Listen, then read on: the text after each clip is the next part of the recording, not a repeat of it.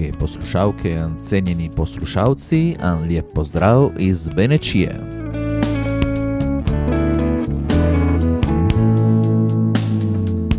Sem pot končal, jo zdaj šele... Današnja oddaja je povsem posvečena dnevu emigranta, ki je bil v ponedeljek 6. ženarja. Kot ponavadi so Slovenci iz Videnske pokrajine napolnili gledališče Ristori in preživeli pestri kulturni, politični in družabni popoldan. V prvem delu so se vrstili pozdravi političnih predstavnikov. Po županu iz Čedada je na odru stopila ministrica Tina Komel, za intermezzo pa je poskrbela na novo oživela folklorna skupina Živa nit.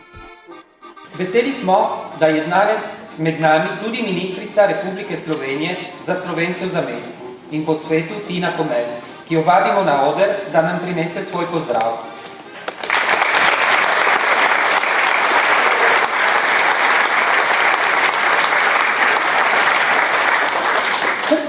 Spoštovani, počaščena sem, da vas lahko pozdravim na srečanju Slovencev iz Videnske pokrajine, ki so ga prvič priredili leta 1964. Za izseljence, ki so za božične praznike vračali v svoj domači kraj. V preteklih težavnih desetletjih je dan emigranta beležil velike uspehe in je bil izraz pričakovanj slovenske narodne skupnosti v 18 obmejnih občinah. Postal je neprecenljiva priložnost za mnoga srečanja.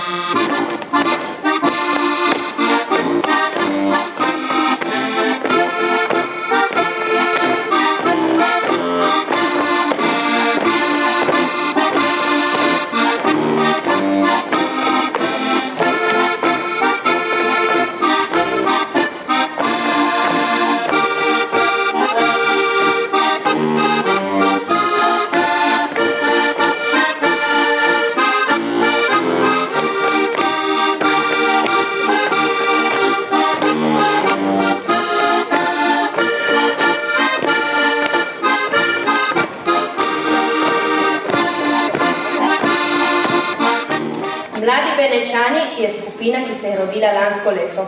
Združuje pretežno mlade, ki so se šolali v dvojezični šoli in ima veliko zapovedati in veliko upanja v našo bodočnost, če tudi brez iluzij. Martina Marmaj in Anđelina Sitaro imata besedo v imenu slovenskih organizacij Videnske pokrajine. Spoštovani predstavniki oblasti, cenjeni gostje, naj vam najprej zaželimo srečno novo leto. Zahvaljujemo se slovenskim organizacijam in vsem, ki vsako leto prispevajo k uspehu te prireditve, da so nam zaupali govor za 51. dan emigranta. Naša skupina je nastala zato, da bi branili in nadgradili pravice, ki so si jih priborile generacije pred nami. Tiste generacije, ki so kljub velikemu političnemu pritisku in kapilarnemu poskusu asimilacije našle prave instrumente, da lahko mi še danes poznamo svoj slovenski jezik in svojo slovensko kulturo. Mi smo prva generacija v Videnski pokrajini, ki je imela možnost, da se je šolala tudi v slovenskem jeziku in to po več kot stoletju nasprotovanj. Zato gre zahvala dvojezični šoli v Špetru.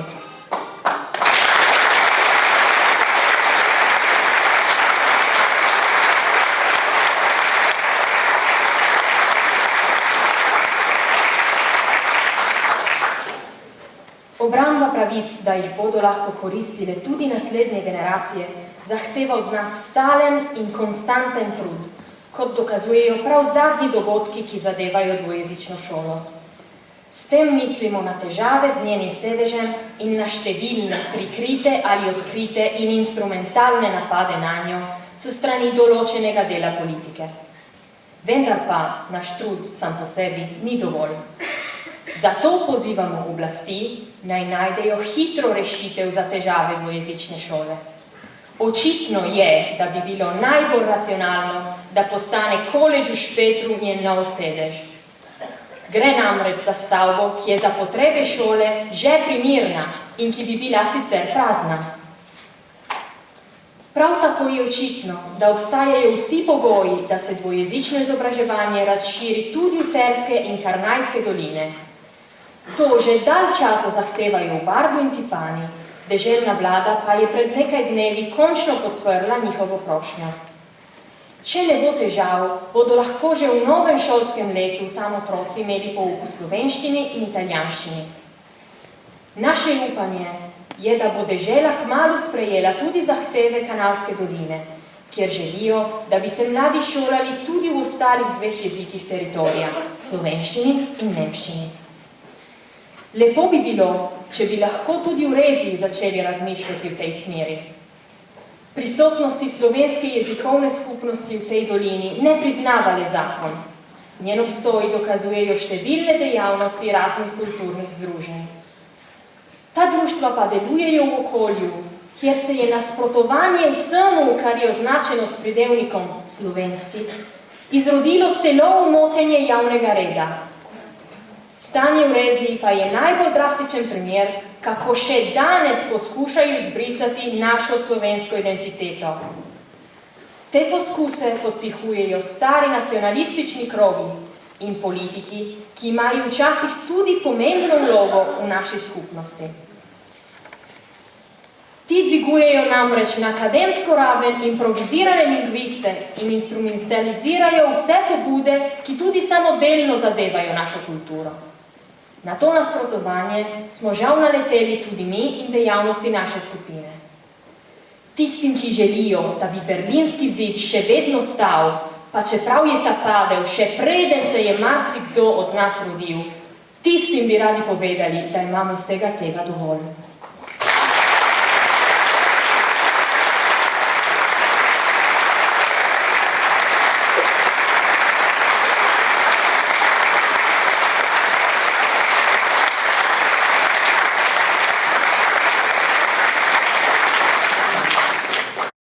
Vprašanje šolstva je danes ključno za preživetje naše skupnosti, a samo po sebi ni dovolj. Naše doline se vedno bolj praznijo. Kljub temu pa želimo z optimizmom gledati na prihodnost naše skupnosti. Že dolgo se govori o turističnem razvoju našega teritorija. Kulturna in naravna krajina, ki jo prikazuje multimedijski center Smo, je z tega vidika neprecenljivo bogatstvo. Naravne lepote naših dolin so večkrat premalo cenjene. Te predstavljajo čudovit oder za številne kulturne dogodke in tradicije, ki v vsakem letnem času poživajo naše vasi. To so resursi, ki jih že imamo na razpolago in v te se splača investirati. Če zares ljubimo svoj teritorij, bi ga morali obrednotiti, da bo lahko obiskovalec občutoval vse različnosti te krajine. Vendar ne bo več nobene krajine, če politika ne načrtuje na srednji in dolgi rok, čeprav bi morala biti to njena osnovna naloga in ima za to vse potrebne instrumente. Po našem mnenju so dobre rešitve z lahkoto dosegljive. V nekaterih primerih, kot sta projekta Jezik, lingvo in zbor zbirk, so bile tudi že realizirane. Zato od oblasti zahtevamo, naj začnejo z razvojnim načrtovanjem. Pri tem pa morajo v večji meri upoštevati primarni sektor, ki je najbolj pomemben in tudi nujno potreben, če hočemo varovati svoj teritorij. Razvojni načrt mora predvidevati tudi usmerjene ukrepe, ki naj se izvedejo v sodelovanju s Posočjem, s katerim nas povezuje ta kultura in jezik. Potrebujemo politiko, ki bo vsem zagotovila osnovne storitve, tudi tistim, ki se odločijo za življenje v goratih krajih in imajo torej drugačne potrebe kot tisti, ki živijo v mestu. Želimo tudi poudariti, da danes ne moramo razmišljati o razvoju ali o novih delovnih mest brez dostopa do hitrega interneta. Nad tem projektom se že predolgo nabira prah v predalih dežele. Prihodnost naših krajev je odvisna tudi od reforme sistema krajevnih uprav, ki jo pripravlja deželna vlada. Pri njenem načrtovanju morajo biti v ospredju realne potrebe goratih krajev, učinkovitost storitev in zaščita jezikovnih ter kulturnih posebnosti. Jasno je, da bi bilo škodljivo, če bi naše male občine upravno združili z večjimi nižinskimi. Naše prioritete bi bile vedno zanemarjene, saj bi imele prednost potrebe večje občine. Kar smo doslej povedali, pa postane skoraj paradoks, če pomislimo na strah, ki okroža naše doline. Daljnovod okrogloviden, ki naj bi tekel čez Nediške doline. Evropska komisija ga je že uvrstila na seznam prioritetnih energetskih projektov, a se o njem premalo govori. Mi, ki tu živimo, hočemo vedeti, kaj namerava naša dežela. Zato izkoriščamo to priložnost, da od oblasti zahtevamo pojasnila in vključitev krajevne skupnosti v proces odločanja o tem daljnovodu. Opozoriti želimo, da bi njegov prehod čez Nediške doline zadal smrtni udarec naši skupnosti, ki so jo že ošibila dolga leta asimilacije, konfliktov in izseljevanja.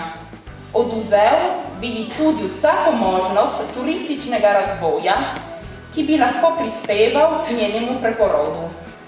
Ta načrt se nam zdi še nov primer nasilja, ki ga nad nami izvajajo na osnovi prve dogme sodobnega časa, takojšnjega dobička za malo številne.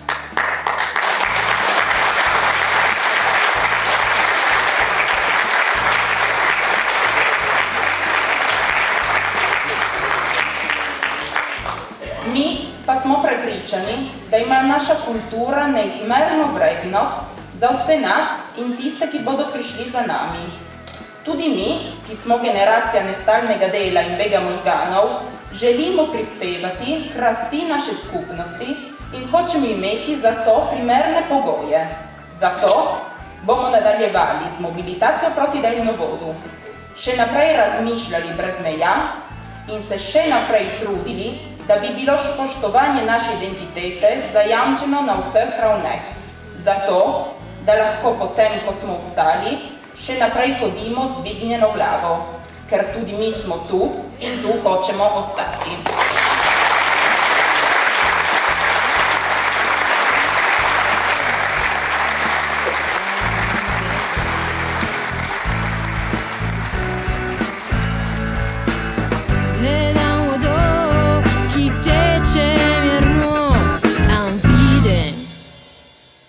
Moje poti.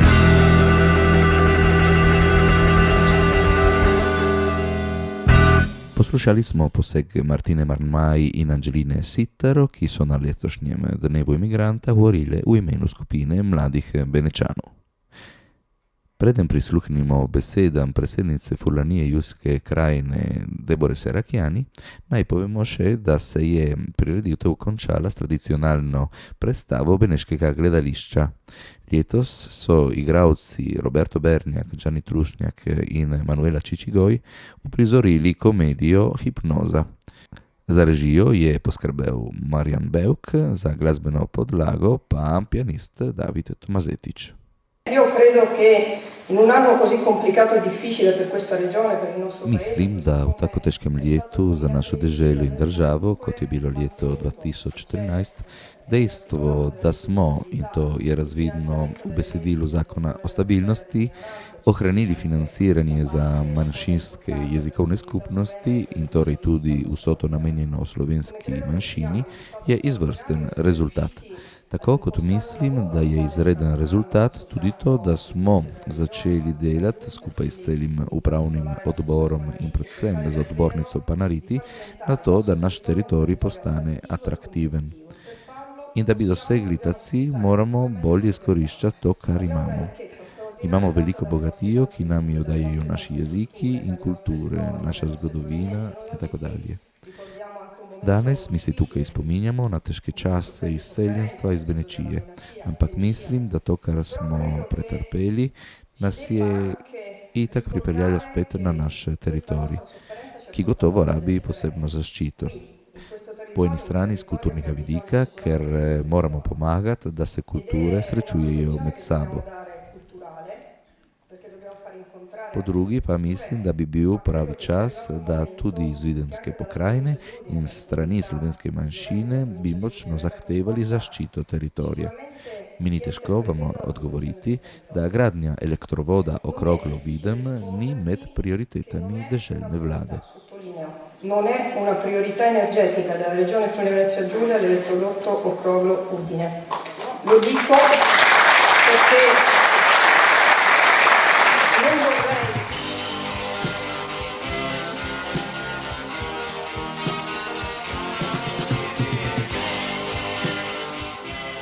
Za danas je vse, se slišimo spet čez en teden, a lijep pozdrav iz Benečije.